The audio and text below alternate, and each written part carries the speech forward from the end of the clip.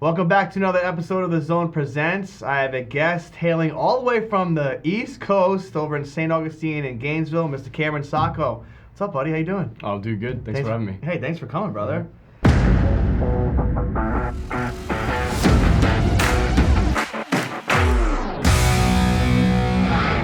Well, we'll get right into it because we have a long history, believe it or not, and I don't think the viewers even know this, but we've been, believe it or not, guys, Sacco grew up in the neighborhood that I actually have a house in now, so we go back to the Pasco County. Tell me about Pasco County, brother. Grew up in Pasco County. It's like you get the good with the bad, and you live there, so you kind of understand that. In the community that I lived in, like over by Foxwood, Trinity, Florida, I was able to see people that I wanted to be like in life, people I didn't want to be like, the good with the bad, and it really was like it was a cool experience for me because I grew up in like one of the nicer parts in Pasco, but it was like a huge, I guess, like melting pot of a bunch of different cultures, personalities, lifestyles, things like that. That's a great point. I mean, It's funny you say that because when I first moved here, no one even knew this. There was a show that was on TV called Live PD, and there were 7 stations. Not that this is relevant at all to this conversation, but it's funny. And one of them was Pasco County, and the other one was Warwick, Rhode Island, where I'm from, in Warwick. And what's wild is, Pasco is known as this like really crazy town where like nothing comes out of it, and it's so funny because there's a lot of people that have come out of Pasco County, including myself and you, that have been extremely successful that we will talk about later on in the show today. But being that you're from Pasco and how you've left there, would you ever move back? Would I ever move back to Pasco? Yeah. No. Exactly. Yeah, no, I wouldn't. No one says that, right? They don't want to go back. I would never move back. No, it's on the list of things I want to do. And I say that because I wanted to bring that up because a lot of people come from all over the place, and I think sometimes when you find success in a job and a career, like, I go back if it's not where you want to be and where you're headed. So let's talk about that. What were you doing before you even heard about this opportunity? So before I heard about the opportunity, I was actually going to community college at the time, and I was going there to be a firefighter. Nice. And then I realized, like, I'm capable of much more than that. So instead I went over to take my prereqs to be a chiropractor. I was going to Pasco Hernando Community College. Interesting. Right. I was bussing tables at the time for one of my current closers. Okay. He was a server at the restaurant Longhorn I was working at. Very cool. And then I was like, hey, well, I want to make more money, of course, as any young guy would. So I started serving tables. Right? I was making pretty good money, and I was just going to community college. Not really doing much in my life. Super unmotivated. That's like the biggest reason why I came out here is because there wasn't like much opportunity for me, and I couldn't see myself lasting in school for another 7 years at that point. So the decision for me to drop out of community college to come out here and do this was pretty easy, to say the least. Interesting. Yeah. Well, who introduced you to this? How did you find out? Like, tell me that story. So the man who brought me in here was Cole Krimmer. Legend. Yeah, Cole Krimmer. I owe everything to him, and he's someone that I really look up to in life. But yeah, with Cole Krimmer, he was like an acquaintance of mine at the time. I had no idea about any of the solar stuff. I had no idea what he was doing. I didn't know like the opportunity as a whole. And he was best friends with my current site surveyor named Anthony. I think you've met Ant before.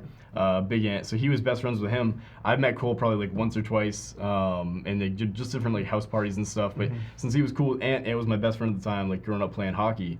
What we ended up doing was we had this hotel party, right, for my 18th birthday. Okay. And it was like it was the worst thing that you could possibly imagine for me. I had probably 25 people in this small hotel room. You name it, right? Yeah. Everything that shouldn't be in that room, in the room, right? And it was just like overall bad experience. So what ended up happening is we got a couple noise complaints. Long story short, party got busted, right? So the cops come in, and this was like a life-changing moment for me because I've never been in like legal trouble like that my whole life, and I thought it was like, oh, this is the end of the world. I'm gonna get arrested, all this crazy stuff because it was underage partying in a hotel room. Guilty by being association. So. Oh yeah. And we were just trying to have a good time, but Cole Krimmer is the second time I met Cole in my entire life, and he was at the hotel, and when the cops came in, they kicked everybody out. They they were super hard on us, and basically what ended up happening is I had a $750 fine at the time. A lot of money. It's a lot of money especially at the time. It was like, I was going to community college just trying to get by. Like my money was used for getting gas in my tank, feeding myself, and paying off my debt. And I got hit with that $750 fine, and Cole Krimmer took care of it. Keep in mind, like I didn't know him. Yeah. Really, I didn't know him at all, and he took care of it. He said under one condition, you got to come work for me. Wow. You know what I told him? Cole, I love that. Yeah, I told him no. Yeah. So you wanted to pay it yourself? Well, he ended up paying it, but right. I told him no, I'm not gonna come work for you, because I didn't believe in like my this was ability years to sell. ago, then, right? Jeepers. I was 18. Yeah. So I told him no, and he was super disappointed because he was like, dude, you don't understand like where this can take you. And I was like, oh, whatever. Like I just kind of let it go, right? And what it ended up coming down to was, about a year and a half later, my buddy Ant, who's a site surveyor right now for us, he ended up coming out, and I was like, okay, well, there's nothing going on for me in Pasco, right? Just like any other teenager would say, nothing going on for me at all. So I ended up following Ant. I came out to Cole's house. I thought I was going to do site surveys. And I went to Cole's house, I was asking him about the job, and he looked at me and he was like, you're not going to do site surveys, you're going to knock doors. And I was like... How was that when he said that? Oh, it hit me like a brick wall. I was like, I'm going to knock doors? And he's like, yeah, you're going to sell solar, knocking door to door. I was like, no, I'm not. He still looked at me and said, yes, you are. So 2 no's, then a third one, and he's still pushing. And I didn't believe in myself, so I spent my whole first month out there, and I was actually living with, on a couch right before I moved in with Kona. So shout out to Kona. But yeah, I was knocking doors. I was horrible at it. I didn't know what I was doing, and I just kind of got the hang of it because Cole actually he saw more in me than I saw in myself. So I owe everything to him. That's awesome, man. It's a great story. And Cole's from Pasco too, so it's kind of cool to see that the Scoville boys have taken off, right? Oh yeah. Very cool. Yeah. So we'll talk about that, man. So you came in, you started out as a setter. You've grown, and now you're running a very, very successful team. You just had your first kind of break off, so we're starting a growth pattern pretty quick. So this all happened about a year and change, a year and a half or so, roughly, or a little longer than that? I've been here for about like a year and 7 months. So go over like the first 2 months, if you don't mind, of how that was like for it, because I think a lot of people are at that point in their life right now. Yeah, that was I think that was like one of the most grueling experience I've had emotionally in my entire life. And a lot of people will, kind of, present this opportunity to people like it's like all, it's like heavenly and stuff like that. It's like, oh, you come in, you do so well for yourself, all this stuff, and it's like that's all true if you treat it the right way. Correct. Right. This opportunity is only as good as you make it. Right. Good and point. I truly believe that. So for me, I came out. I didn't make a single dime my first month and a half. I was sleeping on a couch with blankets. Like I wasn't even using a pillow. I don't know why. I was doing that to myself. But so I was sleeping on a couch, and I was just waking up. I went to the meeting. I think it was being managed by Spencer Reyes, Cole, and Connor Free at the time. Okay. So I would go to the meeting. I had no idea about anything. I was obviously like the youngest guy in the room, and I was terrified. I had no confidence in myself. I'm naturally actually pretty introverted. All right. Really? Oh yeah. Wouldn't even know that. Known you for a year and change, and now you tell me that now. I'm a pretty big introvert. But obviously, I just had so much, I guess, like anxiety going into the whole thing. Oh yeah. And especially being a guy that's like, going to community college. Like his parents, they're like really good parents. Yeah. And plus you're an athlete. They take care of me. Being competitive, I'm sure that's like. Oh yeah, it was super competitive. Brutal to watch people beating you every single day, Oh, it was grueling. It was like I would go in there, right? I wanted it so badly, and that's why I didn't quit. But I went in for the first month. We ended up going on that Christmas vacation, or the little like break that we take. And I went home, and I used to go home after every day that first, I think it was like a 3-week period before I ended up leaving for that break. I went home every single day, and I'd call my mom, and I'd bawl my eyes out. Yeah. And that was tough for me. I think I think everyone has a story like that, Sacco, and I think I appreciate you sharing it, because I know sometimes it's tough to, a guy like you running teams and having guys follow you, like to hear that you were breaking down before you became successful. And honestly, like I was that same guy too. Yeah. No one knows that I was the corner of a cul-de-sac in Massachusetts in my first couple of weeks, bawling my eyes out, wondering if this is for me. Yeah. And I think everyone has to go through it. And I think it's not like a bad thing. I think you're either gonna make it or break it right then and there. And the people who fight through the tears, they always have not only such a great success story, but they're not managers. Yeah. Right? They're not running teams, and their story is real. And I think it's important that people understand that you're not going to come out here and swing and hit that over the fence every single time. But the more you put your head down, the more you want it, the more you'll get out of it, right? And it says a lot about what you guys have done with your team. I mean, brother, you're running one of the most successful teams in the company. I don't know if you knew that. We did 26 last week, and now I think to go back to Pasco, how many guys from Pasco County now work for you? All in that of them. office. All of them. Exactly. Right? And they've all changed their lives. And I love seeing it, and what's really cool about it is I think most of them would say they never go back there either. Yeah. Because they changed their life from this. Yep. And that's what we're trying to do, right? and it says a lot about you. It says a lot about Cole to get this thing started. But now your next level is doing really great, right? Yeah. And you're seeing them grow. So what do you think is really attributed to them and what you've done for them? Because you're a big systems guy, right? Of course. What kind of systems do you put in place that have made them be successful, or you put it yourself? Yeah, I think the biggest thing, and it's definitely a pro and a con because it sometimes bites you in the butt. But I like to take the emotion out of things when like running a sales office. I think, and this is something that I've directly given to like in particular Brandon Cybula. As you know, like in St. Augustine, you have Justin Spew, Joseph Torres, Omar, of course, and like those guys are studs. They've been in the game for a minute, and especially with the a guy like Justin, he's intelligent. Oh man, right? He can do whatever he wants. He's got the heart of a lion, brother. Yeah, he's a great guy, and it's like for Brandon, it's like Brandon's all new to this. I mean, Brandon's story. He's like my prized possession. I love Brandon to death, but he's he's pretty much just doing this in a way where it's like you take all the emotion out of running your office, right, while still maintaining a connection with your guys, right, not being just like completely standoffish, but putting in systems in place to kind of run the office for itself so that you don't have to make as many decisions, number one. And number two, it's like you don't have to completely emotionally attach your just like well-being with like your office's production, because that's something that we're all guilty of. But that like includes like different things like how to run a card group system, different things in terms of like how are we going to promote self-gens? How are we going to promote growth within the office? How are we going to find a way for him eventually to get out of the way of his own men so that we don't bottleneck our guys? Because the biggest thing that I see in terms of like differences between different offices in this industry is like how willing is a leader to take a step back, right? How willing are we to put our men first versus just, hey, let's run this office for the next like X amount of time and make as much money as possible. It's like it's really important to kind of like send the message to not only like your leaders but your men as well. Like, hey, when the time is ready for someone to step up, the last thing that you're gonna do is be in their way. It's funny you say that, man, because you're like growing from my eyes. You don't realize that, but we had this conversation months back. Yeah, you're like, hey, I'm taking a step back, but I need to do more. I feel like I need to do more, and I was like, it's good for you to step back, because Judd told me, hey, take a step back and build the systems out and put them in place, because you can't manage people, you can manage systems, right?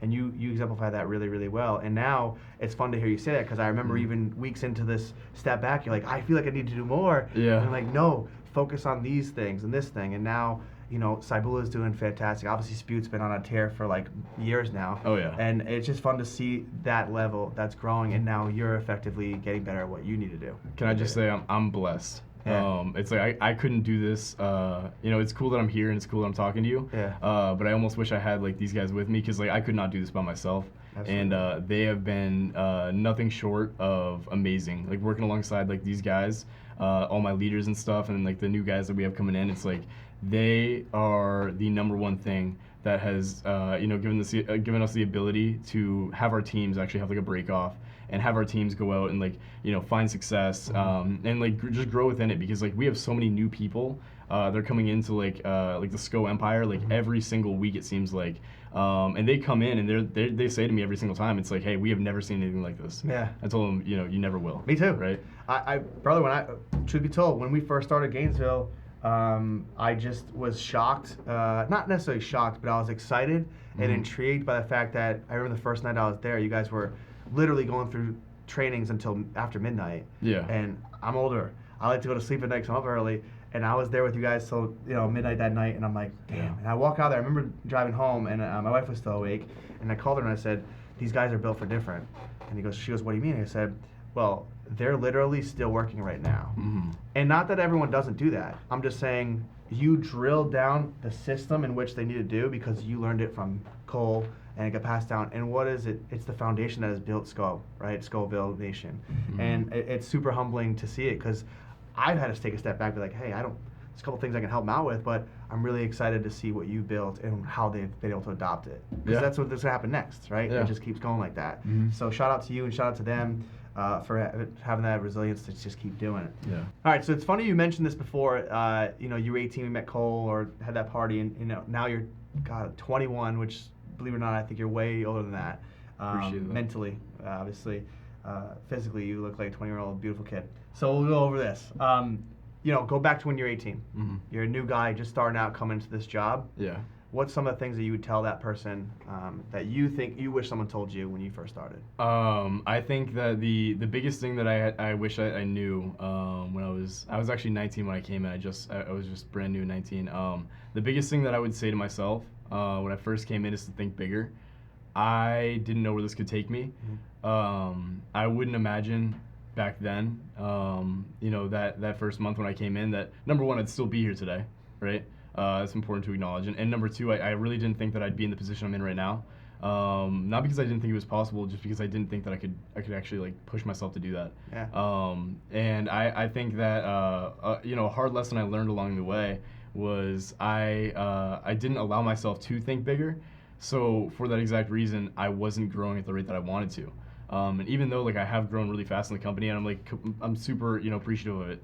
It just goes to show you, it's like if you put your mind to bigger things, like you can really accomplish it, not only in a more timely manner, but in a better way as well, right? I wish that I had think bigger when I first got here, and I really wish that I was finding more of a balance within my life, rather than just putting my head down every single day and attacking it the wrong way. Yeah. I wish I knew to work smarter, not harder. Yeah, enjoy the ride. Early on. So what do you mean by that? Talk a little more about the smarter than harder part.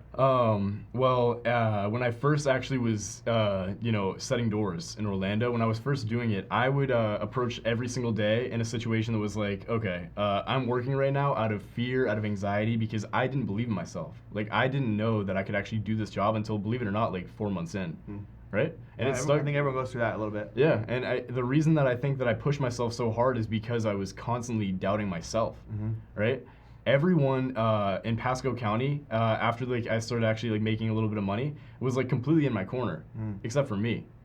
I wasn't even in my own corner for a while there, and it just led to me, overanalyzing situations and stressing way too much, maybe involving myself too much in the actual job itself and not focusing on having a life. Yeah. And in turn, it completely pushed me because I just got super obsessed with the job, and I just kept on going every day and attacking it as hard as I could, and it got me to where I'm at right now, and for that I'm thankful. But of course, it's there's a lot of sacrifice that comes with that, and I think you know that. Yeah. The biggest one that I'd say is I actually, for a point in time when I first started, I wasn't talking to my family as much. I had friendships that I let go. I stopped talking to old friends that I had. Was that a good thing though? Not the family part, but as far as your friends go. It was probably for the best. Yeah. But it hurt in the moment. Exactly. I think a lot of times, especially young kids nowadays, if we don't get it now, the satisfaction right now, we're not okay with it. We want it immediately. And honestly, I mean this. I don't think you would have the success you had you had success right off the rip. I think because you had struggled, just like I had, and just like a lot of guys that come on here and they're like, I struggled immensely. We fight through it. And then another thing I would tell yourself or tell the next guy is control the controllables. Because once you can actually control what you can control, then you can't get discouraged about things that aren't in your power, right? And I know you've done that a lot more in your management role than you had ever when you were setting. Oh, 100%, yeah. And it was crazy too coming out here. The self-doubt was so high that I had to lie my way into actually coming back out here after the break. I wasn't supposed to be coming back. I really am blessed to be here with you today because I shouldn't be. My parents, they took the keys to my 2010 Honda Accord I used to drive. Wow. I don't know if you'd ever seen that car. No. So my parents took the keys to it, and they told me that I wasn't allowed to come back. I lied to them, and I said I had a $3,000 check waiting for me in Orlando. I was going back. I was going to go get the check. Wow. And the story didn't even make any sense, right? It's why couldn't they just mail it? But I told them I was going to go back to the office. I was going to grab the check, and I was coming right back because I didn't want to knock doors anymore. Wow. So that night, the night before I was supposed to come back, it was I think we came back on Tuesday or something. And the night before I actually got back here, I packed my car and I put everything in the trunk of my car, all my clothes and I just took clothes. So they couldn't see it. Yeah, they couldn't see anything. Wow. So I put all my clothes in the trunk of my car, and whatever else I needed, just different things that I needed to survive. And I packed up my car, I put it in the trunk. I gave my dad a hug, and I told him I'd see him. And I ended up going back out there, and I stayed. And my parents, my dad went up in my room. He called me halfway there. He was screaming at me. Oh my gosh. It's not because he didn't believe in me. He just didn't think it was best for me. But now, I'm so glad that I did that. It was the scariest thing. I remember I was passing past like an exit. It was Macintosh. Okay. And I was passing past that exit, and I was like, this is either going to be the biggest mistake of my life, or I'm going to profit off this, and this is going to be one of the biggest victories ever. I'm glad I did. I'm sitting here with a huge smile. I can't help it because I think this story is so real for many people that may not have shared it before, and I didn't know this about you. I think, we come through a lot of cornerstones in life where like the fork in the road happens, and it's like, hey, do I stop knocking or do I keep knocking? Yeah. Do I go close at 8:30 even though they didn't confirm, my text, or do I just show up, right? Mm-hmm. So many things, and like for you, it's like you could not be here today, and all of those people, shout out to Scoville, all those people would not be here either. Yeah. It's and it was just a gut feeling that I had. Wow. And like I said, like I didn't think it would take me to this place. I didn't think I would be where I'm at right now. And like I am blessed. I'm honored to be working along the guys that I am. Like all the men, all the women. Like when I mean like, hey, it goes deeper than solar. Yeah. It goes deeper than solar. Oh, I know. Right? I know what SCO means. Yeah. And that's why I wanted to make sure we talked about that today, because I think when you have a higher power that you're working for with others, you get more. You can unlock much more potential, right? Oh yeah. Especially being that you were here at 19 years old, now you're 21, and like I said, you're running a very, very successful program. Thank you. So well, we got a lot to talk about, but I definitely want to learn a little more about like things that make Cameron Sacco. Meaning, what are you reading right now? The biggest thing, well, I'll tell you about all my favorite books. What I'm reading right now is Never Split the Difference. Okay. It's weird that I'm reading it now too, as I'm like kind of taking a step away from like actually doing sales. Yeah. But it's such a powerful book that I wish I read a year ago. Really? Yeah. And why is that? Well, it's teaching me so much about like negotiation. Okay. And I'm super big on it. Like different books that I've read like about sales have helped me out a ton. Like I was reading those more when I was like slapping deals like as a closer. I wasn't reading like a crazy amount about sales when I was a setter. I was kind of just like mind over matter. Let's go knock as many doors as possible and just get out of the way. But I'm reading Never Split the Difference right now. Okay. And it's taught me so much about just like past failures.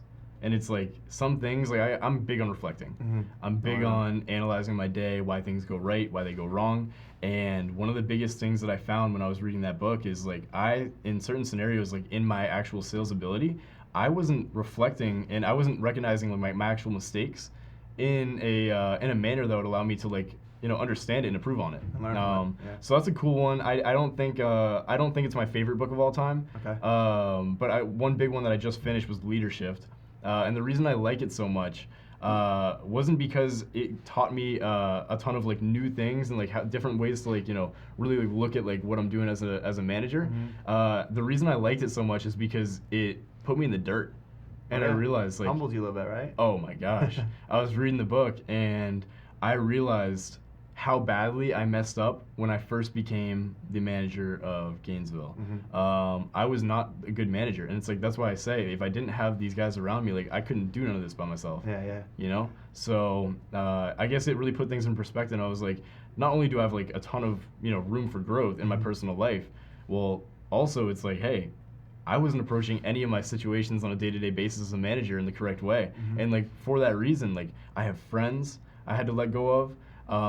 I have like buddies from Pasco, things like that. I have people that could have had the most out of the opportunity, but I wasn't a good enough leader when I first started managing to actually like serve them the right way and do as much as I could to actually keep them around. And like for that, like apologize to those guys that are here, but everyone that stuck around, like, hey, glad you did. Oh yeah, right? and so are they, brother. I mean, obviously, right? But it is something that I think everyone goes through. I mean, you're saying you weren't a great manager. You wish you read this book before you became manager, so you make the right necessary steps and changes.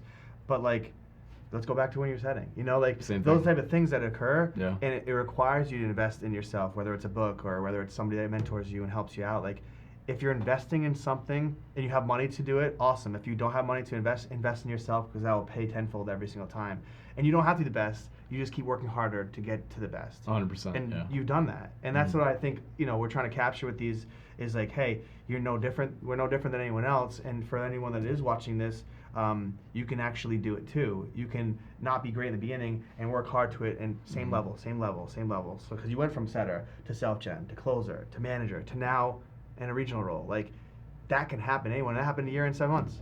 you know, and that's really, really a testament to you, brother. And I'll share this with you that you didn't know I was going to say.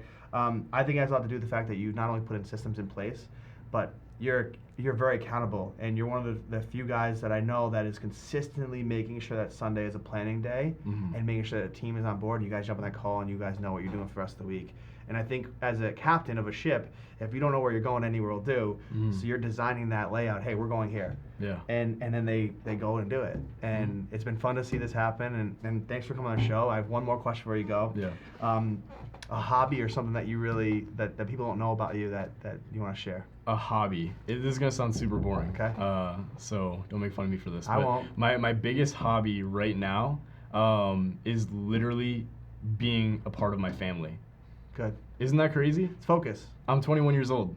It's like you know, there's a million different things I could talk about here, but being a part of my family is what I find the most enjoyment out of. I call my dad every single day at the same time. Nice. Right? If I don't call him and I'm like a couple minutes past, like he will text me. Yeah. Right? It's part of my routine. I will call my dad at the same time every single day.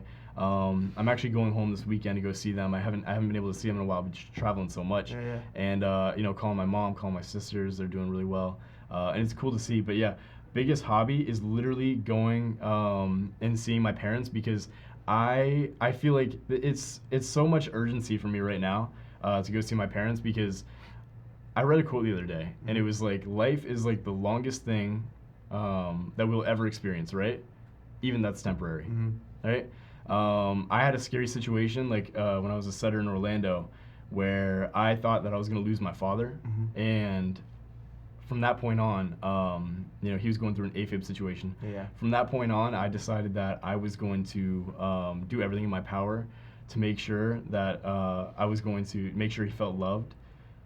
Because he worked 2 jobs, same with my mom. And when I was growing up, they were never, you know, like able to spend as much time with me as possible, and I was resentful towards them because of that. Yeah. And the hard part is, it's like they never deserved that. They were just trying to put food on the plate. Exactly. And make sure that I was taken care of. And they did a great job, but on the same token, it's like me being young and not understanding the situation and what was actually going on in my family. I was super resentful, and they don't deserve that. So everything from here on out, like I dedicated myself, like I will make sure my family gets taken care of at all times, no matter who it is. I love it. Because they deserve the world. Yeah. And I'll leave with this, because you know, you said it before, your dad didn't want you to do this, and they didn't want you to go forward with this. Are they proud of you now? Oh yeah. Right? Oh, yeah. That's awesome. They're so proud. So watching at home, Mr. and Mrs. Sacco, we're proud of your son too. Yeah. No, they're proud. They should be. They did a great job. They did a good foundation with you, and hey, keep expanding those wings, brother. Yes, Thanks sir. for coming on, man. We appreciate having you. Go Scoville. Go Scoville. Thank you.